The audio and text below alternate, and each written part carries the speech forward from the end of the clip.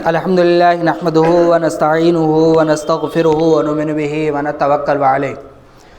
ونعوذ باللہ من شرور انفسنا ومن سیئات اعمالنا من یہدہ اللہ فلا مضل لہ ومن یضللہ فلا ہادی لہ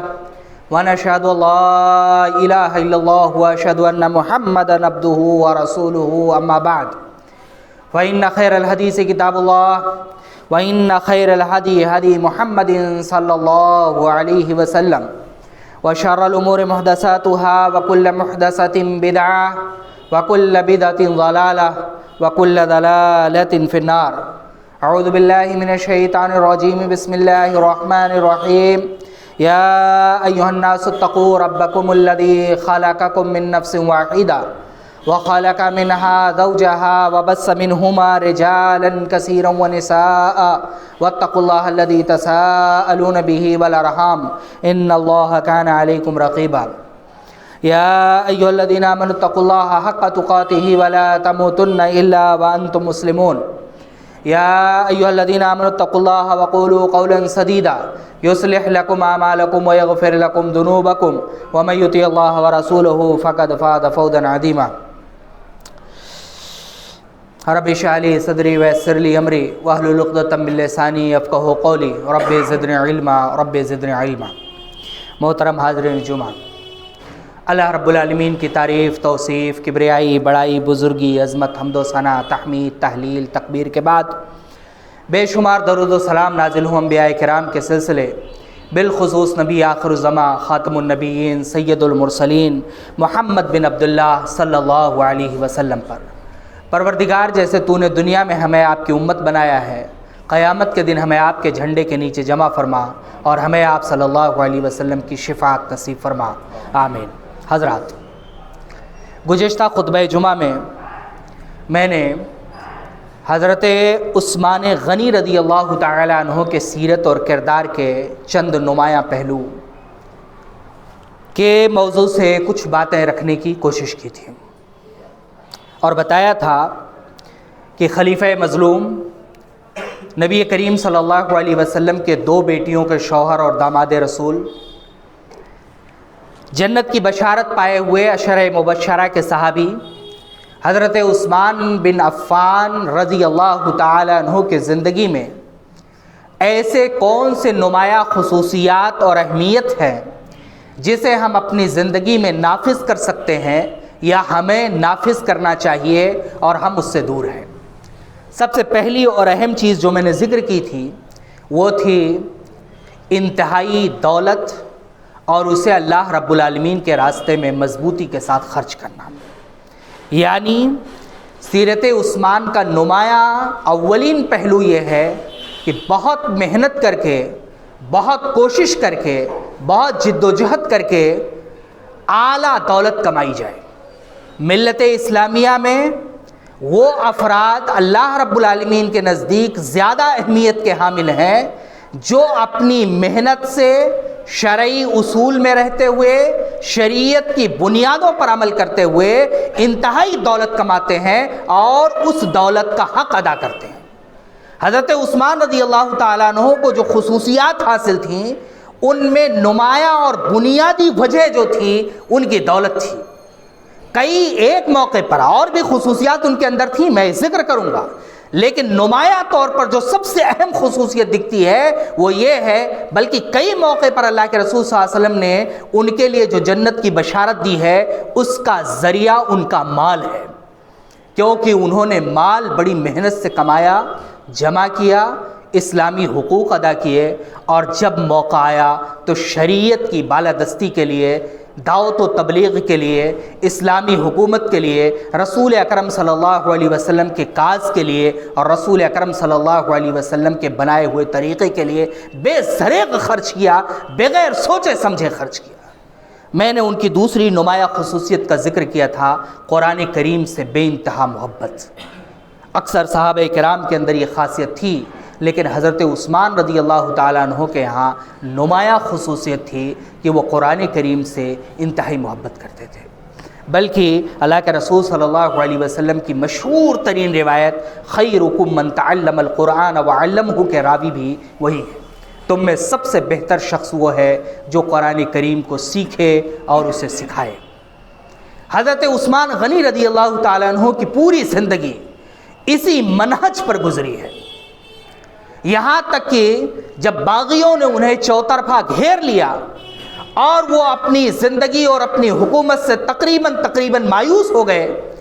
یہاں تک کہ ان کے گھر میں پانی آنا بند ہو گیا، لوگ آنا بند ہو گئے، کھانا آنا بند ہو گیا، وہ بغیر سحری اور افطاری کے مسلسل روزے رکھنے لگے، تو انہوں نے ایک ہی چیز کو اپنی تسلی کا ذریعہ بنایا تھا، اور وہ ہے قرآن کریم۔ ہمیشہ قرآن کریم کھول کر کے بیٹھ جاتے تھے اور اسے پڑھنے لگتے تھے، پڑھتے رہتے تھے، یہاں تک کہ آخری وقت میں جب ان کی بیوی نائلہ نے پوچھا کہ آج ہمارے گھر میں افطاری کرنے کے لیے بھی کچھ نہیں ہے امیر المومنین، تو انہوں نے کہا اللہ کے رسول صلی اللہ علیہ وسلم کو خواب میں دیکھا ہے، انہوں نے کہا ہے کہ آج افطاری اور ہمارے ساتھ کرنا، اس لیے کسی طرح کے پریشان ہونے کی ضرورت نہیں ہے۔ اور ان کی شہادت قرآن پڑھتے ہوئے ہی ہوئی تھی، بلکہ قرآن کریم پہ ان کے خون کے چھینٹے اور دھبے تک پڑ گئے تھے۔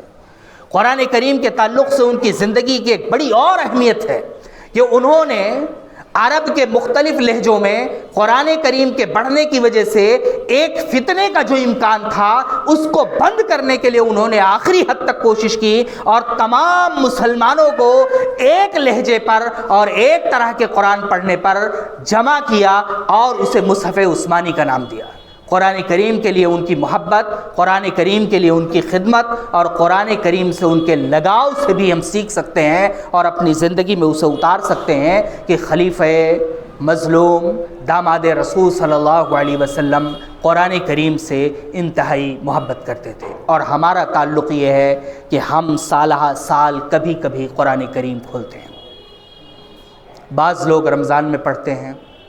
بعض لوگوں میں سے کسی کو کبھی توفیق مل جاتی ہے تو قرآن کریم کھول لیتے ہیں، بعض لوگوں کو رمضان میں بھی موقع نہیں ملتا ہے۔ روز کے حساب سے پڑھنے والے بالکل کم ہیں، اور جو بالکل کم پڑھنے والے ہیں ان میں سے سمجھ کر کے پڑھنے والے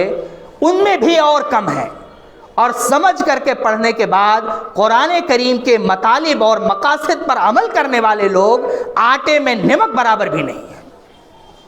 یہ ہمارا عالمیہ ہے جس کی وجہ سے ہم اتنی مصیبتوں اور پریشانیوں میں مبتلا ہیں۔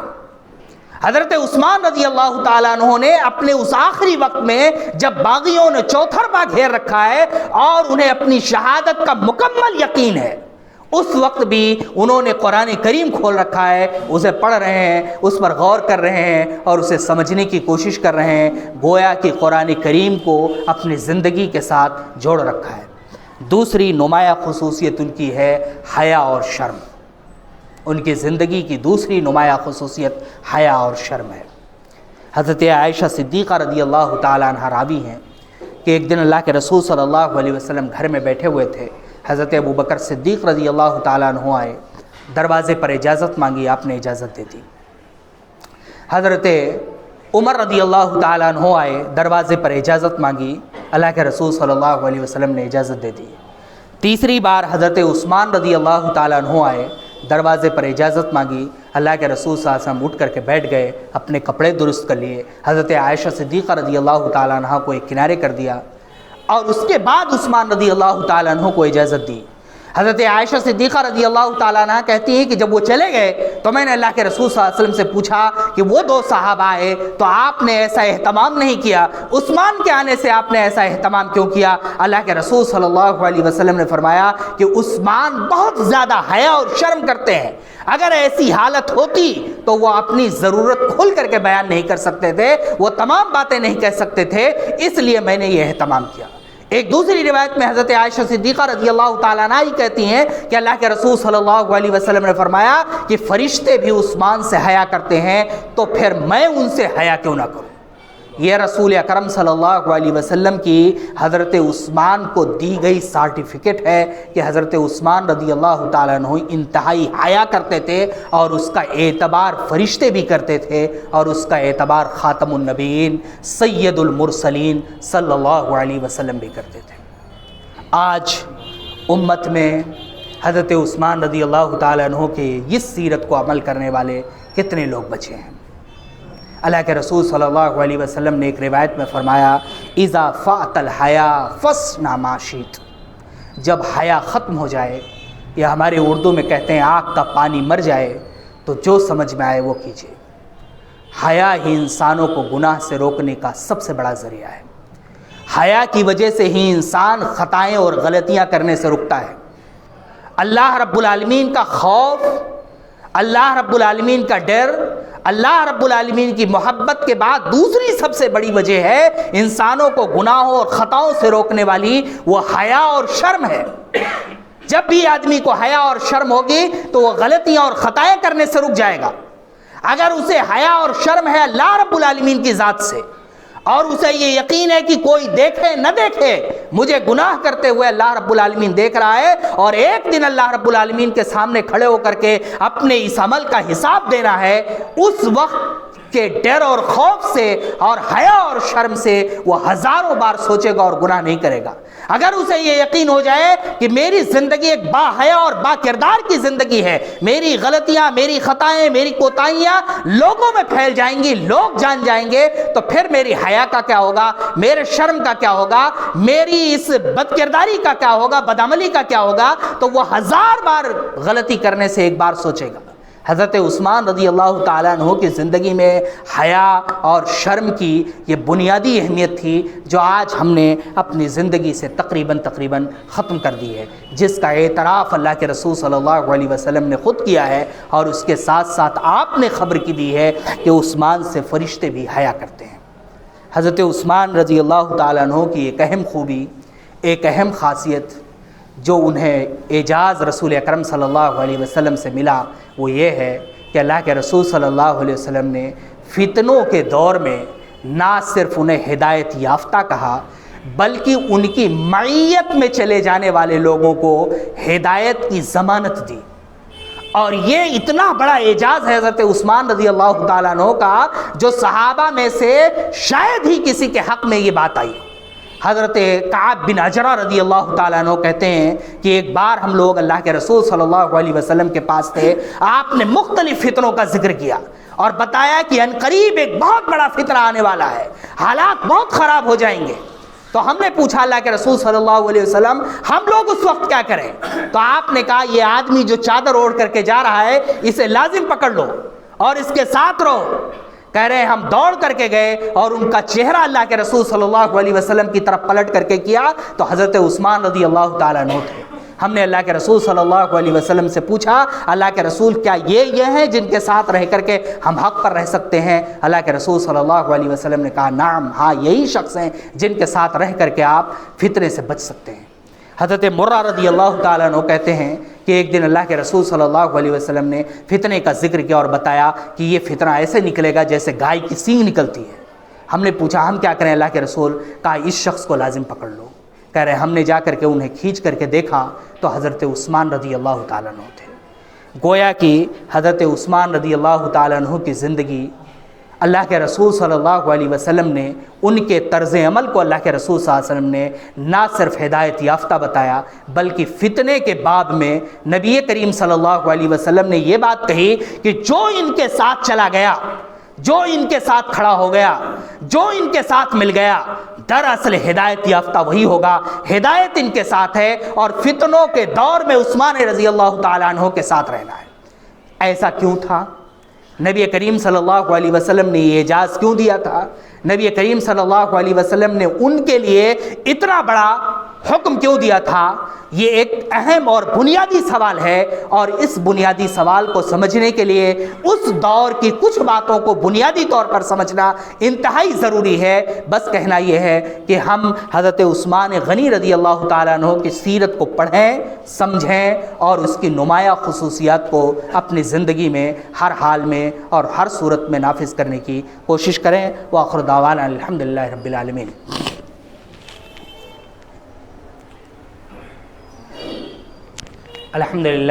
الحمدللہ نحمدہ ونستعینہ ونستغفرہ ونؤمن بہ ونتوکل علیہ ونعوذ باللہ من شرور انفسنا ومن سیئات اعمالنا من یہدہ اللہ فلا مضل لہ ومن یضللہ فلا ہادی لہ ونشهد أن لا إله إلا الله وأشهد أن محمدا عبده ورسوله أما بعد فإن خير الحديث كتاب الله وإن خير الهدي هدي محمد صلى الله عليه وسلم وشر الأمور محدثاتها وكل محدثة بدعة وكل بدعة ضلالة وكل ضلالة في النار. حضرت عثمان رضی اللہ تعالی عنہ کو اللہ کے رسول صلی اللہ علیہ وسلم نے فتنے کے زمانے میں ایک حق کا معیار قرار دیا ہے اور ان کی معیت کو بھی. کیوں؟ اس کی کئی نمایاں خصوصیات ہیں یا کئی ایک وجوہات ہیں. حضرت عثمان رضی اللہ تعالیٰ عنہ کو خلیفہ حضرت عمر رضی اللہ تعالیٰ عنہ کے بنائی گئی 6 رکنی کمیٹی میں سے چنا گیا تھا. حضرت عمر بن خطاب رضی اللہ تعالیٰ عنہ کو جب یقین ہو گیا کہ میری شہادت کا وقت قریب آ گیا ہے، اب میں بہت دن تک دنیا میں زندہ نہیں رہ سکتا ہوں، تو انہوں نے باقی بچے 7 عشرہ مبشرہ میں سے 6 کو انتخاب کیا اور ایک کمیٹی بنا دی. حضرت عمر رضی اللہ تعالیٰ عنہ کو چھوڑ کر کے اس وقت عشرہ مبشرہ صحابی میں سے 7 لوگ زندہ باقی تھے. ان میں سے ایک زید بن سعید کو چھوڑ دیا، سعید بن زید کو چھوڑ دیا، کیونکہ وہ ان کے سگے بہنوئی تھے. حضرت عمر رضی اللہ تعالیٰ عنہ نے ان کو کمیٹی سے باہر کر دیا اور 6 لوگوں کی ایک رکنی کمیٹی بنائی، 6 رکنی، اور یہ حکم دیا کہ یہی لوگ فیصلہ کریں گے خلیفہ کون ہوگا، اور خلیفہ ہونے کے لیے انہی میں سے ایک شخص کا ہونا ضروری ہے. اس کمیٹی نے 3 دن کے اندر فیصلہ کیا، کیونکہ 3 دن کا وقت تھا فیصلہ کرنے کے لیے کہ خلیفہ کسے چننا ہے. اور ان 3 دن کے ایام میں صہیب رومی رضی اللہ تعالیٰ عنہ جو ایک آزاد کردہ غلام تھے، انہیں قائم مقام امیر المومنین بنایا کہ 3 دن تک خلافت کی ذمہ داری تم ادا کرو گے، اور 3 دن کے اندر یہ کمیٹی فیصلہ کرے گی کہ خلیفہ کون ہوگا، اور خلیفہ چننے کے بعد خلافت کا چارج اسے دے دیا جائے گا. حضرت صہیب رومی رضی اللہ تعالیٰ عنہ نے ہی حضرت عمر بن خطاب رضی اللہ تعالیٰ عنہ کے جنازے کی نماز پڑھائی ہے. یہ اسلام کی خصوصیت ہے کہ وہاں ذات پات اونچ نیچ نہیں ہے. خلافت کی ذمہ داری 3 روزہ اللہ کے رسول حضرت عمر رضی اللہ تعالیٰ عنہ نے صہیب رومی کے ہاتھوں میں دی. خیر،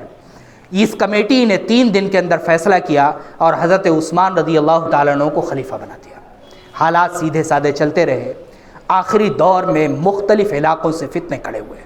لوگوں نے حضرت عثمان غنی رضی اللہ تعالیٰ عنہ کا گھر گھیر لیا. 1000 طرح کے اختلافات تھے، بڑی بڑی دلائلیں تھیں اور بہت سارے الزامات ان کے اوپر تھے. میں ان پر بھی دھیرے دھیرے باتیں آپ کے سامنے رکھنے کی کوشش کروں گا انشاءاللہ. حضرت عثمان رضی اللہ تعالیٰ عنہ کے ساتھ جب یہ حادثات پیش آئے تو کسی ایک شخص نے ان سے پوچھا کہ آپ اس وقت کیا کریں گے. بعض صحابہ نے جا کر کے ان سے پوچھا آپ حکم دیجئے ہم جہاد کرتے ہیں. بعض لوگوں نے ان سے کہا آپ خلافت چھوڑ دیجئے. بعض لوگوں نے کہا کہ کوئی فیصلہ کیجئے. حضرت عثمان غنی رضی اللہ تعالیٰ عنہ نے اس وقت ایک بات کہی تھی، اور وہی روایت صحیح مسلم کی حضرت عائشہ صدیقہ رضی اللہ تعالیٰ عنہ بھی بیان کرتی ہیں کہ ایک دن اللہ کے رسول صلی اللہ علیہ وسلم نے کہا کہ میرے ایک صحابی کو بلاؤ. میں نے کہا ابو بکر کو، کہا نہیں. کہا عمر کو، کہا نہیں. کہا عثمان کو، آپ کے چچا زاد بھائی علی کو، کہا نہیں. پھر ہم نے پوچھا کس کو بلانا چاہتے ہیں؟ کہا عثمان کو بلانا چاہتا ہوں. حضرت عثمان آئے. اللہ کے رسول صلی اللہ علیہ وسلم نے حضرت عائشہ کو کونے میں کر دیا، اور حضرت عائشہ کہتی ہیں کہ بہت دیر تک حضرت عثمان سے سرگوشی کرتے رہے. حضرت عثمان کے چہرے کا رنگ بدلتا رہا. بعد میں چلے گئے. جب صحابہ نے ان سے پوچھا کہ آپ جہاد بھی نہیں کرنا چاہتے ہیں، آپ خلافت بھی نہیں چھوڑنا چاہتے ہیں، آپ باغیوں سے لڑنا بھی نہیں چاہتے ہیں، پھر آپ چاہتے کیا ہیں؟ تو حضرت عثمان نے کہا اس وقت اللہ کے رسول صلی اللہ علیہ وسلم نے مجھ سے عہد لیا تھا کہ تمہیں ایک خلافت، تمہیں ایک چادر اڑائی جائے گی، اسے کبھی بھی مت چھوڑنا، اور میں رسول اکرم صلی اللہ علیہ وسلم کی کیے گئے معاہدے پر صبر کروں گا اور جمع رہوں گا. اب اس بنیاد پر کئی ایک باتیں غور کیجئے جو میں آپ کو بتانا چاہتا ہوں. حضرت عثمان کی زندگی سے جو سیکھ سکتے ہیں وہ یہ کہ حضرت عثمان رضی اللہ تعالیٰ عنہ نے انتہائی مشکل حالات میں رسول اکرم صلی اللہ علیہ وسلم سے کیے گئے معاہدے کو پورا کیا، یہاں تک کہ اپنی جان قربان کر دی، یہاں تک کہ اپنی جان قربان کر دی۔ یہ حضرت عثمان رضی اللہ تعالیٰ عنہ کا پوری دنیا کے مسلمانوں کے لیے ان کی سیرت کا ایک مضبوط ترین پیغام ہے کہ اللہ اور اس کے رسول سے جو وعدہ کیا ہے اس وعدے کو کبھی ٹوٹنے مت دیجیے، زندگی رہے یا نہ رہے۔ یہ ان کی زندگی کا ایک عظیم ترین کردار ہے کہ حضرت عثمان رضی اللہ تعالیٰ عنہ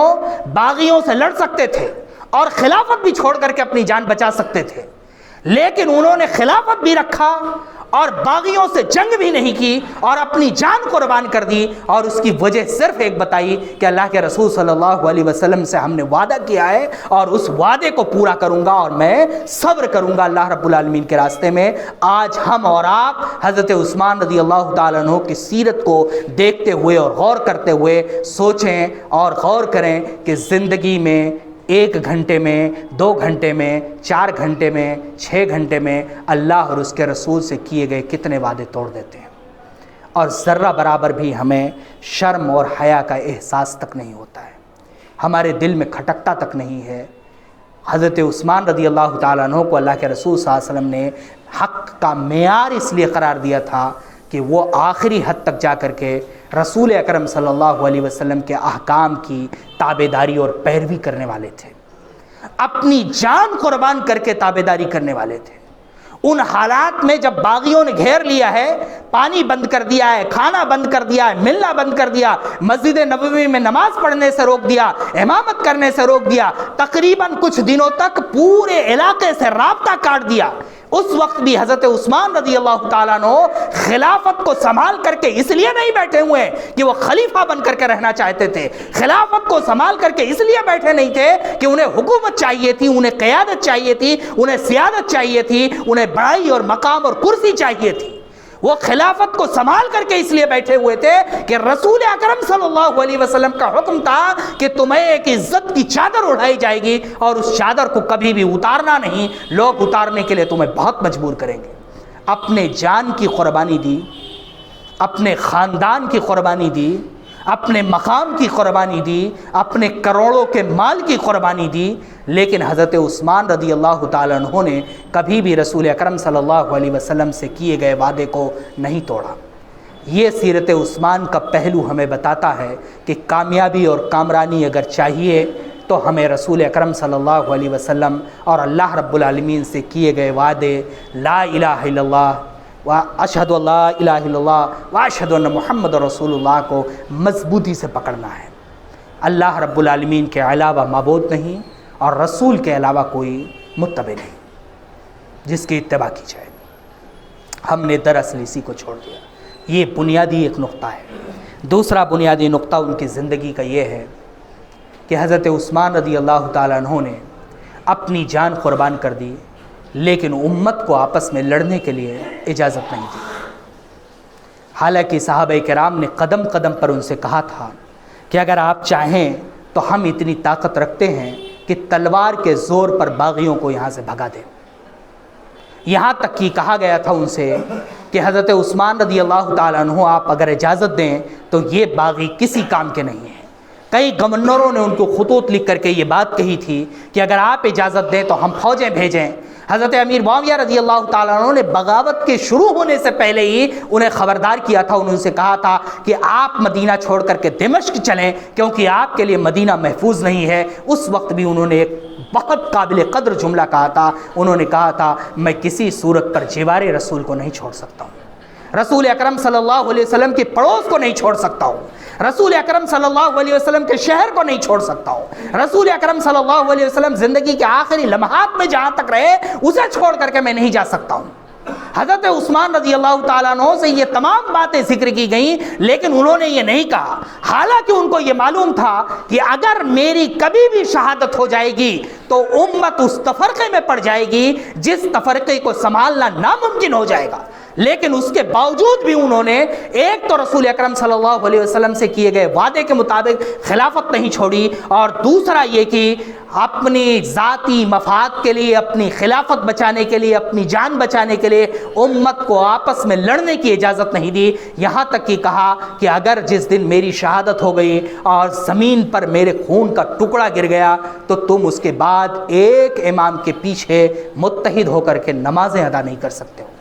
یہ یقین بھی انہیں تھا، اور انہوں نے یہ بات باغیوں سے بھی کہی تھی، لیکن حضرت عثمان رضی اللہ تعالیٰ عنہ نے اس کے باوجود بھی اپنے جان کی قربانی دے دی خلافت کو بچاتے ہوئے، کیونکہ رسول اکرم صلی اللہ علیہ وسلم کا حکم تھا، اور ان سب کے باوجود امت کو آپس میں لڑنے کی اجازت نہیں دی، اور اس کا نتیجہ یہ نکلا کہ بغاوت کے جو سر اٹھے تھے 20-25 سالوں میں ایسے کچل دیے گئے کہ وہ سارے کے سارے کا خاتمہ ہو گیا۔ اگر ان میں سے ایک کے خلاف حضرت عثمان رضی اللہ تعالیٰ عنہ گئے ہوتے، یعنی خلافت چھوڑ دی ہوتی، تو پھر یہ فتنہ اتنا مضبوطی سے بڑھتا کہ ایک بھی خلیفہ کی حکومت باقی نہیں رہتی۔ جو خلیفہ بھی قدم جمع کر کے بیٹھتا اور بغاوت کرنے والوں کو یقین ہوتا کہ اس سے ہمارے مفادات کو ضرر پہنچ رہا ہے، وہ تمام لوگ جماعت بنا کر کے دارالخلافہ میں کھڑے ہو کر کے خلیفہ کو عہدے سے اتارنے کے لیے کوشش کرتے اور دلیل دیتے کہ حضرت عثمان جیسے جلیل القدر صحابی نے عہدہ چھوڑ دیا تھا۔ یہ حضرت عثمان رضی اللہ تعالیٰ عنہ کی قربانی کا نتیجہ تھا کہ امت میں تقریباً اس فتنے کو دبا دیا گیا، اور پھر اس فتنے کی بہت بڑی ایک شکل ہمارے سامنے آنے کی کوشش نہیں کی۔ یہ ان کی قربانیوں کا نتیجہ تھا، اسی لیے اللہ کے رسول صلی اللہ علیہ وسلم نے انہیں حق کا معیار قرار دیا تھا۔ انہوں نے خلافت نہیں چھوڑی، یہ پیغام دیا امت کو کہ اگر اللہ رب العالمین نے آپ کو نوازا ہے، آپ کو عزت دی ہے، آپ کو مقام دیا ہے، آپ کا ضمیر مطمئن ہے، آپ اللہ رب العالمین کو راضی کرنے کے حق میں ہیں، تو لوگوں کے کہنے سے، لوگوں کے ہنگامہ کرنے سے، لوگوں کے چلانے سے، لوگوں کے الزام لگانے سے عہدہ چھوڑ کر کے بھاگ جانا یہ رسول کے حکم کی خلاف ورزی ہے اور بزدلی ہے۔ حضرت عثمان رضی اللہ تعالیٰ عنہ نے اپنی جان کی قربانی دے کر کے اس اصول کو پختہ کیا ہے، اور یہ پوری امت کے لیے ایک پیغام دیا ہے، اور تمام فتنوں کے جڑ کو بند کر دیا ہے حضرت عثمان غنی رضی اللہ تعالیٰ عنہ نے۔ اور اگر حضرت عثمان غنی رضی اللہ تعالیٰ عنہ نے اپنی خلافت بچانے کے لیے امت کو آپس میں لڑنے کی اجازت دیتے، تو پھر ایسی صورت میں کوئی بھی بادشاہ اپنی ناجائز حکومت کو بچانے کے لیے بطور دلیل اسے استعمال کر کے لاکھوں لوگوں کا خون بہا دیتا۔ لیکن حضرت عثمان رضی اللہ تعالیٰ عنہ نے اپنے جان کی قربانی پیش کی، اپنے جان کا نذرانہ پیش کیا، اور یہ کہہ دیا کہ خلافت اس لیے نہیں چھوڑوں گا کیونکہ اللہ رب العالمین کی دی ہوئی عزت اور مقام ہے، اور امت کو لڑنے کی اجازت اس لیے نہیں دوں گا کیونکہ امت کا خون بہے گا، اور پھر امت میں غلط رسم پیدا ہو جائے گی جو آگے چل کر کے بہت بڑے مصیبت کا سبب بنے گی۔ یہی وجہ ہے کہ اللہ کے رسول صلی اللہ علیہ وسلم نے کعب بن عجرہ رضی اللہ تعالیٰ عنہ سے اور مرہ رضی اللہ تعالیٰ عنہ سے کہا تھا کہ فتنے کے زمانے میں اس شخص کو لازم پکڑ لینا، اس کے ساتھ رہنا، گمراہ نہیں ہوگے، کامیابی اور کامرانی تمہاری ہوگی۔ یہ حضرت عثمان رضی اللہ تعالیٰ عنہ کی زندگی کا ایک نمونہ ہے جو ہمارے سامنے ہے۔ ہم اس نمونے پر کتنا پورا اترتے ہیں؟ نبی کریم صلی اللہ علیہ وسلم کے احکام کی بجاوری کے لیے کتنا آگے آتے ہیں؟ اللہ کے رسول صلی اللہ علیہ وسلم کے احکام جو ہمیں چیخ چیخ کر کے، چلا کر کے بتائے جاتے ہیں، ہم خود پڑھتے ہیں، ہم خود سنتے ہیں، اس کے لیے اپنے مفادات کو کب قربان کرتے ہیں؟ میں بارہا کہتا ہوں، پھر دہرا رہا ہوں کہ جب بھی ہمارے ذاتی مفاد اور اسلام کے مفاد کا ٹکراؤ ہوتا ہے تو بدقسمتی سے ہمارا مفاد جیت جاتا ہے اور اسلام کا مفاد ہار جاتا ہے۔ عثمان رضی اللہ تعالیٰ عنہ کی سیرت کو سمجھنے اور پڑھنے کے لیے ایک بنیادی نقطہ ہمارے ذہن میں رہنا چاہیے کہ ان کی پوری زندگی اس بات کی آئینہ دار ہے کہ اسلام اور ذاتی مفاد جب ٹکرائیں تو جیتنا ہے اسلام کے مفاد کو، جیتنا ہے رسول اکرم صلی اللہ علیہ وسلم کی لائی ہوئی شریعت کو اور آپ کے دیے گئے احکام کو، اور یہی ہمیں اپنی زندگی میں نافذ کرنی ہے۔ اور اسی لیے اللہ کے رسول صلی اللہ علیہ وسلم نے انہیں معیار قرار دیا تھا۔ یہ حضرت عثمان رضی اللہ تعالیٰ عنہ کی زندگی کے چند ایک نمونے ہیں یا ایک نمایاں خصوصیات ہیں جو میں نے آپ کے سامنے پیش کی. خلاصے کے طور پر یہ کہ حضرت عثمان رضی اللہ تعالیٰ عنہ کی زندگی ہمیں بتاتی ہے کہ ہم خوب مال کمائیں، شریعت کے اصول کا خیال رکھتے ہوئے اسے جمع کریں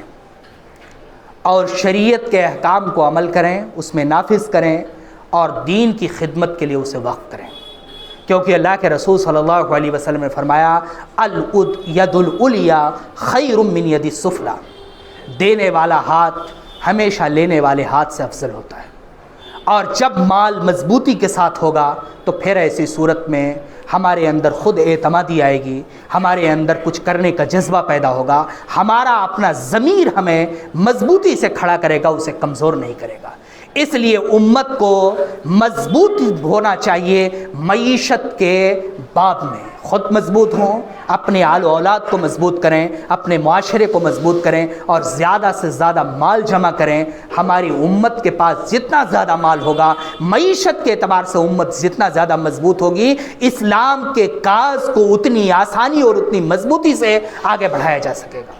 آج ہمارے 1000 لوگ مرتد ہو رہے ہیں اس لیے کہ ان کے پاس مالی مدد نہیں پہنچتی ہے، یا کوئی شخص مال کے اعتبار سے انہیں ورغلا کر کے اور بہکا کر کے گمراہ کر دیتا ہے، اور ہم دامن جھاڑ لیتے ہیں یہ کہہ کر کے کہ مال دے کر کے اسے اسلام سے پھرا دیا گیا. پھر اللہ رب العالمین نے قرآن کریم میں تالیف قلب کے لیے زکوٰۃ کا جو ایک حصہ متعین کیا ہے وہ کہاں گیا؟ وہ حصہ کس لیے ہے؟ کہ جو مسلمان ڈھلم الیقین ہو انہیں مال دے کر اسلام کے لیے مضبوط کیا جائے، جو غیر مسلمین اسلام کی طرف متوجہ ہوں زکوٰۃ کے مال کا وہ حصہ انہیں دیا جائے. یا مسلمانوں سے دشمنی رکھنے والے سخت ترین لوگ اگر یہ یقین ہو کہ مال کا حصہ دے کر کے انہیں اسلام کی دشمنی میں کمزور کیا جا سکتا ہے تو مال کا وہ حصہ دیا جائے. رسول اکرم صلی اللہ علیہ وسلم نے جنگ حنین میں صحابہ کرام کو مال دیا اور انصار سے یہی بتایا کہ وہ جدید العہد ہے اس لیے انہیں مال دیا ہے اور تمہارے ایمان کے حوالے کر دیا. کیا تم خوش نہیں ہو کہ وہ لوگ بھیڑ بکری لے کر کے گھر جائیں گے اور تم رسول خدا صلی اللہ علیہ وسلم کو لے کر کے اپنے گھر جاؤ گے؟ تو ہمارے پاس جب معیشت کے اعتبار سے مضبوطی ہوگی تو جب بھی موقع ملے گا ایک دوسرے کے جیب اور ہاتھ کی طرف جھانکنے کی ضرورت نہیں پڑے گی. رسول اکرم صلی اللہ علیہ وسلم غزوہ تبوک میں کھڑے ہوئے، پھر اللہ کے رسول صلی اللہ علیہ وسلم کو حضرت عثمان نے 1000 دینار دیے، پورے فوج کی تیاری کروا دی. کیوں؟ اس لیے کہ مال تھا. اور آج امت کے پاس مال نہیں ہے اور جس کے پاس ہے وہ اسلام کے احکام پر عمل نہیں کرتا ہے. ان کی زندگی کی نمایاں خصوصیت ہے قرآن سے بے انتہا محبت، اور ہماری زندگی کو سدھار سکتی ہے قرآن سے بے انتہا محبت ہی. پڑھیں، پڑھائیں، سمجھیں، عمل کریں اور اسے عام کریں. خود عمل کریں اور کم سے کم اپنی زندگی میں 10 لوگوں تک قرآن کریم کا پیغام ضرور پہنچائیں اور بتائیں. اور ان کی زندگی کی نمایاں خصوصیت ہے حیا اور شرم. خود بھی اپنی آنکھوں میں حیا پیدا کریں، اپنے آل و اولاد میں حیا پیدا کریں، اپنے مستورات میں حیا پیدا کریں اور امت کے اندر حیا پیدا کرنے کی، شرم پیدا کرنے کی کوشش کریں، اللہ سے بھی بندوں سے بھی. اور اس کے ساتھ ساتھ اللہ رب العالمین اور اس کے رسول سے کیے گئے کسی بھی وعدے کو اپنے ذاتی مفاد کے لیے کبھی مت توڑیں. اپنے فائدے کے لیے اللہ اور اس کے رسول سے کیے گئے کسی وعدے کو جو ہم نے کلمہ کے ذریعے سے کیا ہے اسے پامال مت کریں. اور تیسری اور آخری چیز جو ان کی زندگی سے ہمیں سمجھ میں آتی ہے وہ یہ کہ اپنے ذاتی مفاد کے لیے قومی مفاد کا کبھی بھی نقصان مت ہونے دیجیے. حضرت عثمان نے اپنی جان گنوا دی لیکن انہوں نے امت مسلمہ کو خون بہا کر کے ایک غلط راستہ اپنانے کی طرف کبھی بھی اجازت نہیں دی. سلطان عبد الحمید ثانی نے جب انہیں معزول کیا جا رہا تھا تو ایک تاریخی جملہ کہا تھا. جب ان کے وزیر اعظم نے ان سے کہا کہ اتحاد و ترقی جو تنظیم ہے نوجوانان ترک کی، انہوں نے محل کو گھیر لیا ہے، چاروں طرف سے آپ اجازت دیں تو ہم اتنی طاقت فوجی رکھتے ہیں کہ انہیں بھگا سکتے ہیں. سلطان نے کہا کہ وہ لوگ مجھے تخت سے ہٹانا چاہتے ہیں اور 2 صورتیں ہو سکتی ہیں، یا تو مجھے تخت سے ہٹا کر کے جلا وطن کر دیں گے اور یا تو وہ مجھے قتل کر دیں گے. ان 2 چیزوں کے علاوہ وہ کوئی تیسری چیز نہیں کر سکتے ہیں کیونکہ انہیں فلسطین کی سرزمین چاہیے اور میرے تخت پر رہتے ہوئے یہ ممکن نہیں ہے. جب تک میں تخت سے ہٹوں گا نہیں تب تک فلسطین کی سرزمین ان کو مل نہیں سکتی ہے، اس لیے وہ میرے ساتھ دو کام کر سکتے ہیں، یا تو مجھے تخت سے اتار کر کے کہیں جلا وطن کر سکتے ہیں یا میری جان لے سکتے ہیں، اور ایسی صورت میں صرف میری ذات کا نقصان ہوگا۔ اور اگر میں نے فوج کو حکم دے دیا اور فوج لڑ گئی تو لاکھوں لوگوں کا خون بہے گا، لاکھوں لوگ مارے جائیں گے، قسطنطنیہ کی گلیاں خون سے بھر جائیں گی، اس لیے میں اپنی قربانی دیتا ہوں اور تخت چھوڑنے کے لیے تیار ہوں۔ یہ حضرت عثمان رضی اللہ تعالیٰ عنہ کی زندگی کا ایک نمونہ تھا جو آگے بھی کئی جگہ استعمال کیا گیا، یعنی اپنے ذاتی مفاد کے لیے کبھی بھی قومی مفاد کا سودا نہ کیا جائے۔ اللہ رب العالمین ہمیں کہنے سننے سے زیادہ عمل کرنے کی توفیق دے۔ پروردگار ہم گنہگار ہیں، خطا کار ہیں، اللہ رب العالمین ہمیں توبہ کرنے کی توفیق دے۔ اللہ رب العالمین ہمارے توبہ میں خلوص دے اور ہمیں شرف قبولیت بھی دے توبہ کی۔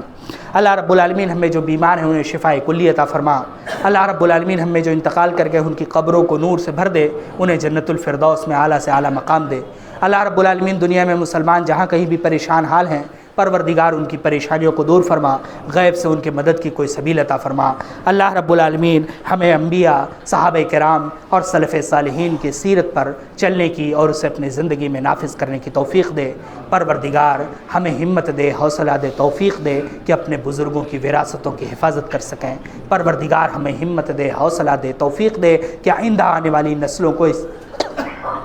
اسلام کے لیے، دین کے لیے مخلص بنا سکیں۔ پروردگار ہمیں زندگی کے ہر شعبے میں کتاب و سنت سے استفادہ کرنے اور اسے اپنی زندگی میں نافذ کرنے کی توفیق دے۔ وآخر دعوانا الحمدللہ رب العالمین۔ اللہم صلی علی محمد وعلی آل محمد کما صلیت علی ابراہیم وعلی آل ابراہیم انک حمید مجید۔ اللہم بارک علی محمد وعلی آل محمد کما بارکت علی ابراہیم وعلی آل ابراہیم انک حمید مجید۔ ان اللہ یامرکم بالعدل والإحسان وإيتاء ذي القربى وينهى عن الفحشاء والمنكر والبغي يعظكم لعلكم تذكرون اذكروا الله يذكركم واستجب لكم ولذكر الله تعالى وأولى وجل وأتم وأكبر۔